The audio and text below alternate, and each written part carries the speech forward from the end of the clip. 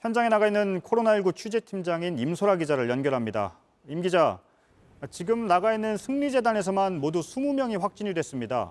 공동생활도 하고 있다는데 방역 수칙은 제대로 지켜졌습니까?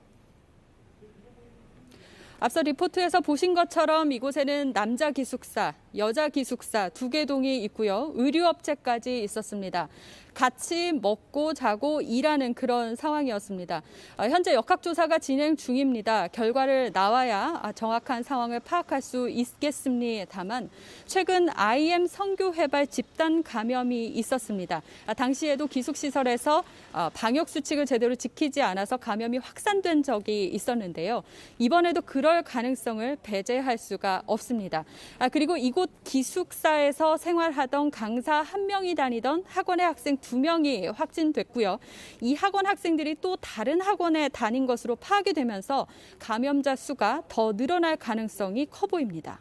네, 주변의 주민들은 어떻게 말하고 있습니까?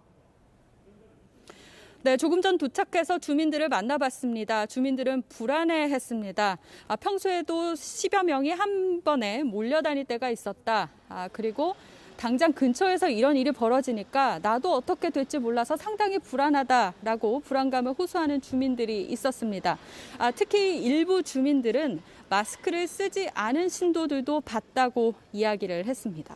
네, 기숙사에서 공동생활을 하는 신도들이 주로 감염이 됐다면서요. 기숙사엔 몇 명 정도가 생활을 하고 있습니까? 네, 남자 기숙사에는 21명, 그리고 여자 기숙사에는 16명이 지내고 있는 걸로 알려졌습니다. 남자 기숙사에서만 16명의 확진자가 나왔으니까 70% 이상이 확진된 거고요. 여자 기숙사에서는 1명의 확진자가 나왔습니다. 이 시설에서 운영하고 있는 의류업체도 있었는데 이곳에서는 38명이 35명이 일하고 있었고요. 그중에서 2명이 확진됐습니다. 승리재단 시설 이용자는 모두 139명이고요. 이 중 신도는 기숙사 입소자를 포함해서 37명, 그리고 104명, 의류업체인 직원 등은 35명으로 파악이 되고 있습니다.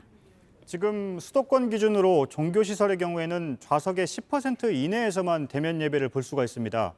그런 수칙들은 지켜졌습니까? 앞서 대면 예배 금지 기간에는 부천시 설명에 따르면 이런 수칙을 지켰다고 했습니다. 그런데 최근에 비대면 예배 수칙이 조금 풀리지 않았습니까? 그러면서 소규모 예배를 한 걸로 파악이 되고 있습니다. 다만 종교시설 말고 기숙시설은 근린시설로 등록이 돼 있는데요.